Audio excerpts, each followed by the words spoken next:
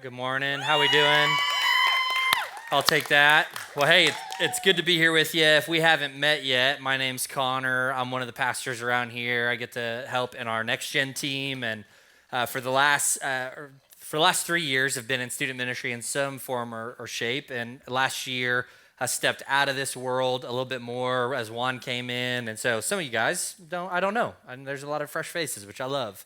But for some of you guys who have been around for a long time, man, it's so good to be back with you.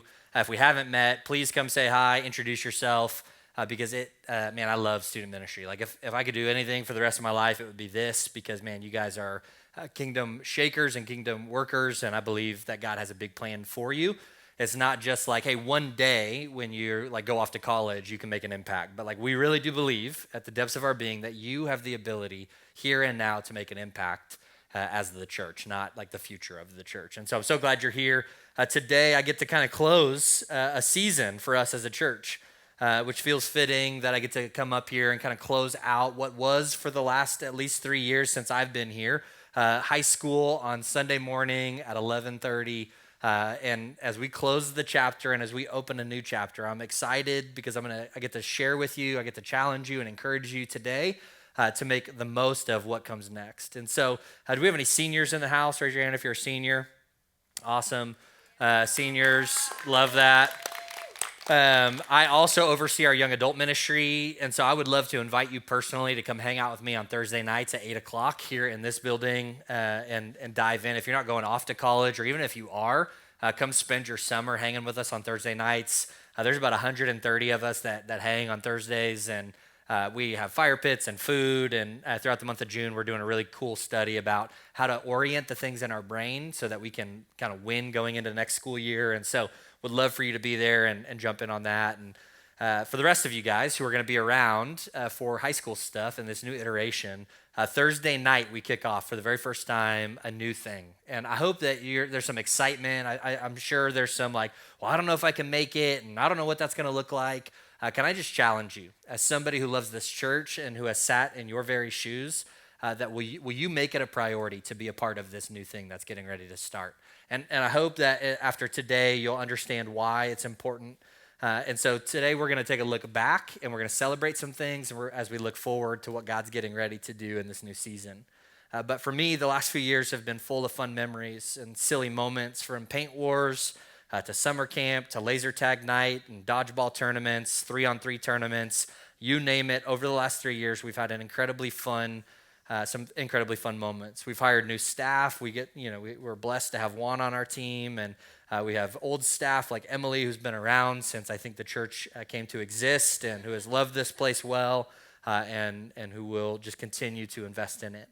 And over the last few years, we've seen incredible growth. And those things are all awesome and they're fun, but they're not the most significant things that have happened. In fact, over the last 3 years, we have experienced 462 baptisms in kids and students, which is incredible. There are churches that don't even run that many people, and we've seen that many new kids and students go all in with their faith. Some of you guys have made that decision out of a summer camp moment or through serving in kids ministry. And man, I love that. We have had over 760 first-time students in junior high and high school alone in the last 3 years. Like, that's a lot of students. That's awesome.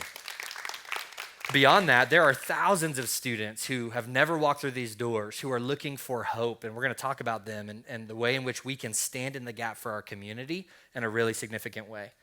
We have over 125 students serving on a regular basis, week in and week out. A lot of you guys in this room came from serving in kids ministry, or came from leading worship, or are on stage playing drums. And I want to invite you, if you're here today and you take nothing else from my message, will you engage in serving the church? Because again, we don't believe that you are the future, that you are the church right now. And that we believe that God has a place for every single one of you to make an impact with the exact personality and abilities that you have. And in the midst of your broken stories, God wants to use you. And so I want to encourage you to sign up to serve. If you don't know what that looks like, or you have questions, ask your small group leader. Come find me afterwards. Go find Juan or Emily. We will make sure that you get a place serving this summer in this place. We have had over 400 kids Over 400 students go to summer camp over the last 3 years, not including kids. That's incredible. We've done giveaways and had countless giveaways like surfboards, longboards, sneakers, AirPod Maxes. We've eaten over 1,000 slices of pizza and countless other baked goods and donuts and Portos and you name it. We've eaten it. I lost track of all the things. But it is an incredible, it has been an incredible journey over the last 3 years since I came on staff. And the focus of everything we've done up until this point and all of those fun things have all been because of one thing. That our desire and the reason that we exist as a ministry is to help you and your friends find and follow Jesus. And so I've titled this message, Some Things Never Change, because that is the one thing that we are committed to helping you guys find and follow Jesus. And the reality is some of you guys are here and you're finding Jesus and you're like, man, I got no idea what I believe about any of this. And this whole prayer thing is weird. And like reading the Bible, like, is that even true or real? And you guys, my hope is that we'll lean in and ask questions. Like this is a place where you don't have to have it all figured out, but you can come and be in process. And some of you guys who have found Jesus, you're trying to work out, what does it look like for me to be engaged with what God is doing in my life and how can God use me? Even if I don't feel like I have it, all my ducks in a row and man, I feel like my life's a mess. Could God even want a relationship with me? And the answer is 100% yes. So as we prepare to shift our services and move into this next season as a church, I want to encourage you with 3 things. There are 3 things that have been true for me for the last 15 years as I followed Jesus. They've been true over the last 3 years, and I promise you they will continue to be true for the next 30 years. There are things that we see all throughout Scripture, and today we're going to look at a passage in Luke chapter 5. If you have a Bible, you want to turn there, you can. If not, I'll go ahead and read it to us. But Luke chapter 5, verse 1 through 11, Jesus calls ordinary people to leave everything and follow him. And this is good news for you and I, because Jesus doesn't come and find the people that have like the moral high ground or the religious background. No, he finds like average dudes and he calls them to a life on purpose. And so this is where we pick up the story. It says this, that one day Jesus was standing by the lake. The people were there crowding around him, listening to the word of God. He saw at the water's edge that there were 2 boats left there by fishermen who were washing their nets. He got into the boat, and the one belonging to Simon, he asked him to put it out a little further from shore, and then he sat down and he taught the people from the boat. It's one of the things I love about Jesus is he was approachable. He would see a group of people and he would be teaching and he'd watch more and more people come, and there was this like contagious nature of the teachings of Jesus, that like what he was saying was real and it had like meaning and it had consequences for our everyday lives. It wasn't this like, hey, out there in the future one day we talk about it and one day we'll reach perfection. No, it was like, hey, right now I have a plan and a purpose for your life, and this is what Jesus is doing. And so it goes on to say this, that he got into one of the boats, he taught, then he sat down. When he had finished speaking, he said to Simon, put into the deep water and let down your nets for a catch. Simon answered, Master, we've worked hard all night and we have caught nothing. But because you say so, I will let down in the nets. When they had done so, they caught such a large number of fish that their nets began to break. So they signaled over to their partners in another boat and said, come and help us. And they came and filled their boats so full that they began to sink. When Simon Peter saw this, he fell at Jesus' knees and said, go away from me, Lord, I am a sinful man. For he and all his companions were astonished at the catch of the fish they had taken. And so were James and John, the sons of Zebedee, Simon's partners. These 3 men, their lives were changed. And Jesus said to Simon, don't be afraid. From now on, you will fish for people. So they pulled out their boats up on the shore and they left everything and they followed him.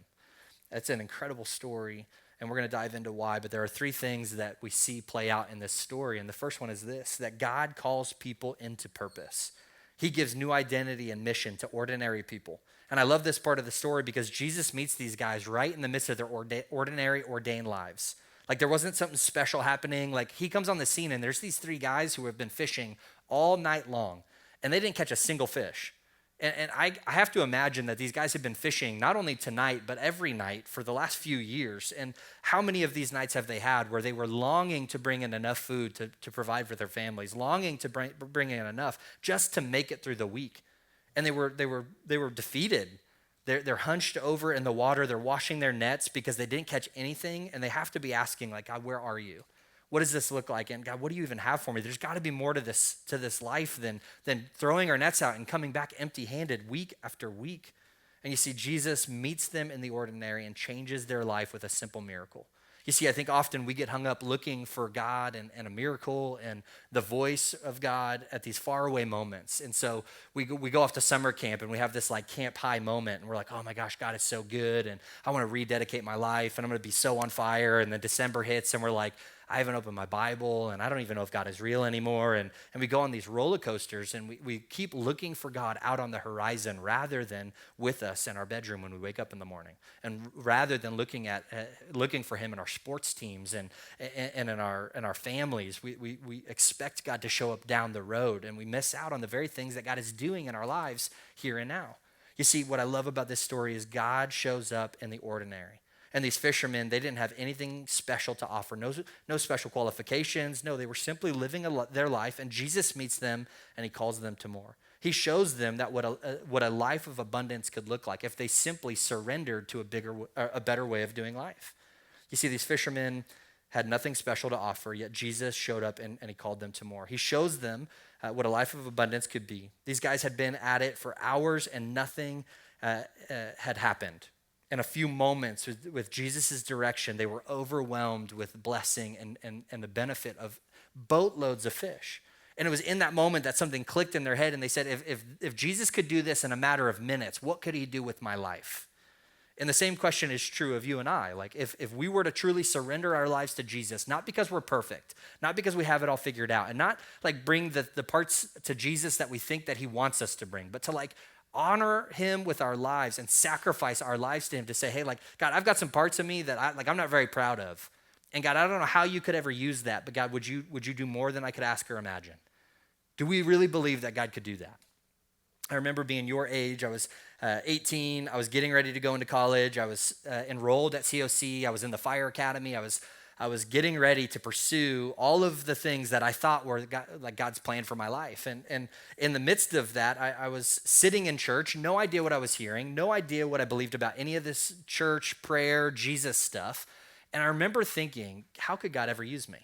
Like I'm longing for hope, and I have no idea where to find it. And for the last 4 years of high school, man, I have tried to fill that hole in my heart with just about everything under the sun to just try to numb the pain of existence. Because then the reality was I didn't feel like anybody really knew who I was. And there was this like emptiness in me. And I would lay awake at night and I was stressed because I just felt like there had to be more to the story. And night after night, I found myself hopeless. And the next day I would put my hope in things of the world, hoping that it would just numb the pain when I would go to sleep at night and that I would get a good night's sleep. And hopefully it would be different tomorrow. And it wasn't. And time again, I just found myself down this path of drinking and pursuing relationships and running after the things that gave me an instantaneous high, but ultimately when they wore off, left me feeling bare and broken. And I remember getting asked to serve here at the church for the very first time. I've always been a loud, obnoxious human being, and that has not changed. I was probably even more loud back in the day because I didn't know who Jesus was, and I was just crazy. And so this pastor at the time, his name was Steve, came up to me and said, hey, I keep hearing you, and I keep like hearing these stories about you. Would you, like, you're the life of the party. You're crazy, dude. Like the things I'm hearing about you, like you make people laugh, like you're cutting it up. Would you come like hang with our junior high students? And I was like, dude, I don't think you want me hanging with junior hires. Like, I don't know if you know my story, but like I have no idea who Jesus is and I am not living a Christian life. Like my life is a mess. And Steve said, that's fine. Like, I don't need you to teach. Like, I just need you to throw a football with junior high boys. And I was like, sure, I can throw a football. That sounds good. So I show up at the time. Junior high ministry was on Sunday nights. And I remember showing up the very first time. I'm throwing a football with junior high boys. And at one point, one of the leaders walks up to me and goes, what do you think you're doing? And I'm like, what? What is happening? Like, he must know something. Like, he knows I'm not supposed to be here. And I look down and I realize that I'm wearing a shirt with a naked girl on the front. And I'm like naked. Everything's hanging out. And I'm throwing a football with junior high boys. And they're like loving it. They're like, this is awesome. This guy's cool. And the leader comes up to me and goes, dude, get out of here. You're not going to come, serve in ministry dressed like that. And I was like, oh, dude, yeah, that's probably not a good look. Like, my bad. Wasn't even thinking, again, I shouldn't be here. And I was like, cool, see? And I called Steve and I said, listen, I told you I shouldn't be doing this. I'm no good. My life is a mess. Like, why would you even ask me to do this? And he said, dude, you're good. I actually think this is right where you need to be. And if you'll do me a favor, will you come back next week and just wear a white t-shirt? I was like, sure, I can do that. So I came next week and the week after and the week after. And for the next couple months, I just kept showing up. No idea what I was going to get out of it. And what happened was I sat in small groups, just like you're going to sit in at the end of this message. And I remember sitting in them as a leader, supposedly like having to know more than the kids did and just being blown away by these stories. And I would get done and I would pull the other leader aside and I'd be like, hey, will you explain that to me? Like, what was happening? Is that real? Did that actually happen? And I just was so curious. And over the next year, ultimately went all in with my faith and got baptized, became an intern here at the church. And I remember like that story continued on. Like the first time I got asked to teach David and Goliath, the kids director at the time came to me and said, hey, would you teach on Sunday? I was like, yeah, sure. What am I teaching? And they're like, David and Goliath. I'm like, yep. What's that? Never heard of it. Like, I have no idea what that means. And they're like, okay, well, here's where you find it. So I literally had to like get on my computer and Google like the story of David and Goliath. And I just like, what is David and Goliath? And I like looked it up and I was like, this is crazy. Like this actually happened. Like what in the world? And then I got to teach it that Sunday.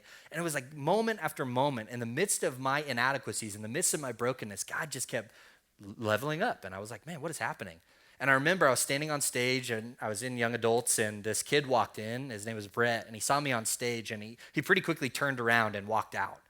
And I knew Brett from high school. We grew up together. We partied together. And he walked out and found the pastor and he said, hey, do you know who's up on stage right now? Like, it's like, what is happening? Like, do you know Connor? And Steve was like, I don't know what you're asking. Like, that's a weird question. Yes, why would he be on stage if I didn't? And ultimately Brett was like, well, dude, if like he can belong here, anybody can. Like, I know his story and I know the type of person he is. And like, is he like a Christian now? And Steve was like, Brett, I think you need to grab coffee with Connor and get to know his story over this last year. And so Brett came up to me afterwards and said, hey, can we grab coffee? I'm curious. Like, I never thought I'd see you in the doors of a church, let alone leading on stage. Like, I'd love to know what happened. And I just got to tell him all the things that God had been doing in my life and how God was using my story. And guys, it wasn't because I was awesome. It wasn't because I had it all figured out. It was because I was willing to allow God to use the ordinary and broken parts of my life for his good. And I love that. The second part of the story that we see is that God walks with his people, and this has been true for the last 15 years for me. He doesn't just call, he goes with them. You see, God used things that they had to do this incredible miracle. He used fishing to move in their lives so that he could gain a voice into their hearts. He then calls them to more, and he doesn't just point them in the right direction, he goes with them. I had a mentor one time say to me, Connor, God always pays for what he orders. He never dines and dashes. And I was like, what does that even mean? And it was this very principle that, like, if you've ever worked at Walmart, you've probably been taught, or it's called the Walmart principle, that when somebody asks you where something is, hey, where's the milk? You don't just say, well, it's down there in aisle 6. Like, as a Walmart employee, you're supposed to walk them to where the milk is, give them the milk, and say, is there anything else I can help you find? Like, it's that next level of quality, friendship, and leadership that we hear about Walmart. We're like, I've been to Walmart, so they just point me in the right direction. But the next level is that like care that we need. And this is what Jesus does. He says, if I'm going to call you to something, then I'll lead the way and I'll take you there and I'll show you how to make this work. And I'll actually give you the resources and the energy, because the reality is, in that first year of me following Jesus, I knew nothing about the Bible. And I led more people to Jesus that year than I ever have in my entire walk with God, because I was willing for God to use the broken parts of my story to glorify him and go, it's actually not about what I can do. It's about what Jesus did on the cross. And I was willing to say, like, hey, can I just be honest? As the kid who looks like he has it all together on the outside, I'm falling apart on the inside, and I'm trying to figure this out. The third thing that we see in this story is that God transforms lives. Fishermen become world changers. You see, these men realize who Jesus is and even declare that they are unworthy to be in his presence, and yet Jesus used them anyway. In the midst of their brokenness, God chose to use them, and throughout each of their journeys, they mess up. It's not like these guys get out of the boat and they like all of a sudden live perfect lives. Like, what we see throughout the rest of the book of Luke is these guys fall and fail constantly. And yet Jesus continues to use these men to establish the very church that we're standing in today. And we see in Acts 1:8 that the gospel will go to the ends of the earth. And when that was said, it was actually on the other side of the world. And so we are fruit of the very broken lives that God gets to use in these stories. And what I believe is getting ready to happen is God is preparing the soil for us to allow him to use our broken stories and our abilities to grow the kingdom in a new way in the next 3 years. So as we shift and as we move to Thursday nights, it's not going to be as convenient to just show up with your parents on Sunday. Like, you're going to have to make an intentional decision to say, you know what? I'm looking for hope. And there's not a place in the world that I can go where I don't have to have it all figured out besides this. And in fact, if you believe that, then you have to begin to contribute to this, and you have to begin to invest in this in a way that is significant and will have impact way beyond you and way beyond even your generation.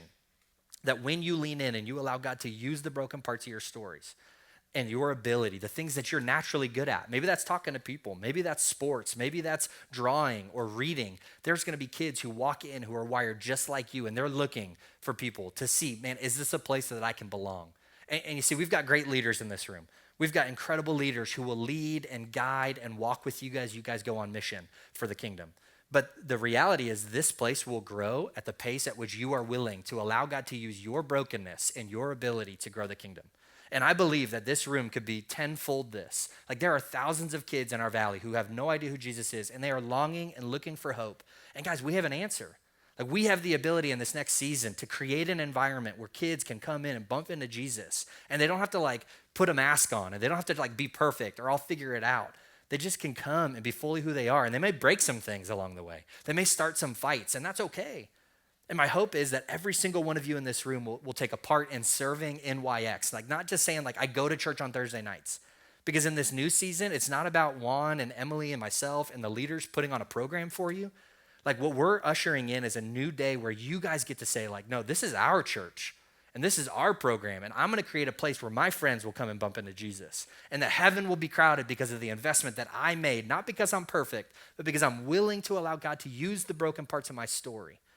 So friends, what abilities do you have that God could use to grow the kingdom? And ask yourself, am I open to God using me even if I'm not perfect? What if I lose friends? Who is my one more? Who's that one kid that I want to invite this summer or in the fall in hopes that they would come and connect and maybe bring a one more themselves? How can I serve here in the student ministry so that when my one more shows up, this is a place that they can belong, believe, and become more like Jesus? Listen, I get it. Middle school and high school can be some of the most exciting and challenging years of your life. You're discovering who you are, what you believe, where you belong, and that's why Christian community in this season specifically matters the most. Being a part of a Christian community means that you're never alone. It means having friends who encourage you, leaders who guide you, in a place where you can be honest, where you can keep it real, you can ask the tough questions and grow in your faith. It's where you learn to follow Jesus, not just on your own, but together. Listen, over the next 4 years, some of you guys even shorter than that, some of you literally are getting kicked out of the nest right now, and you're going to have to figure this out in college. And we can wait until you go off to college to have these conversations, or you can start to develop this and go, you know what? I got to take some ownership, and I got to create the type of place that I would want to bring my friends to, where it's not weird, where they can come in and they would see people that look like them and talk like them, and they're not all polished and perfect, and that maybe then this place would be full. And a year from now, we've got 200, 300 high school kids from all different schools all throughout the valley coming together on Thursday nights because they know there's no other place in town that will bring hope like this place. In a world full of pressure, noise, and distractions, your Christian community is a safe place to be real, to be loved, to find purpose. It's where you are reminded that you were made for something greater and that your life matters to God and to others. So lean in. I want to challenge you to show up, to build real friendships, to pray for each other, to serve together, to laugh hard and cry if needed, worship with passion, and remember, you were never meant to do this alone. Hebrews 10, verse 24 and 25 said this: let us consider how we may spur one another on towards good deeds, not giving up meeting together, but encouraging one another. Guys, as a high schooler, it's so hard and it's so easy when the world starts saying like, really, you're going to say that? Or really, that's so lame, to put aside your Christian standards and your Christian beliefs and just become what everybody wants you to become. And at some point that will catch up to you, and you'll look in the mirror and you won't even recognize who you are because you have become what everybody else wanted you to be rather than who God has called you to be. And I believe that this room could be full of your friends and full of people who need the hope of Jesus if you are simply willing to allow God to use the broken parts of your life and the parts of your life where you have an incredible amount of ability that you just haven't leveraged for the kingdom. So don't leave here today without finding a place to serve or without talking to Juan and Emily and saying, hey, I want to be a part of Thursday nights. Like I also keep serving in kids ministry on Sunday, but Thursday nights, this is my church. And I want to hold the door, and I want to high five, and I want to help check in, and I want to be on the front row in worship. I want to be playing drums like Elkin. I want to be playing guitar like Jonah. Let me take his spot. My hope is that a year from now when we look around, this room is standing room only because of the investment that you guys have made with your lives. And can I just tell you, you'll never regret it. And you'll graduate and you'll have a huge community of people who love you and who refuse to leave you in your brokenness. You're not just a part of a group. You're a part of a movement for all people, and it starts with community. It starts right here. Friends, who is your one more? Who are you going to invite? Bring them with you this next Thursday. Let me pray for us. God, we're so thankful for who you are, the ways in which you have loved us and shown up for us in the midst of our brokenness. God, we are unworthy of your grace and mercy, yet God, you meet us in our mess and you don't leave us there. God, I pray for every student in this room, God, whether they're finding you or following you, God, that they would take seriously the call to action and the mission that they get to be a part of in helping Thursday nights be a slice of heaven on earth. God, my prayer is that this entire city would be buzzing about what's happening here on Thursday nights, that we would ultimately have to figure out where we're going to put kids and students because we have so many high schoolers showing up here to be a part of this hope-filled community. And God, that your story of the cross would change lives radically. God, that we would see triple the amount of baptisms. And God, that my prayer is that our leaders wouldn't baptize a single kid this year. That every one of our kids who gets baptized would be baptized by a student in this room. God, that they would take seriously the great commission of helping people find and follow Jesus. And God, that we would get to celebrate with them and stand with them and celebrate the things in which God has done because they were willing to use their brokenness and their abilities to glorify you. God, I'm so thankful to be here today. God, we love you. It's in your son's name we pray. Amen. Will you stand as we continue to worship?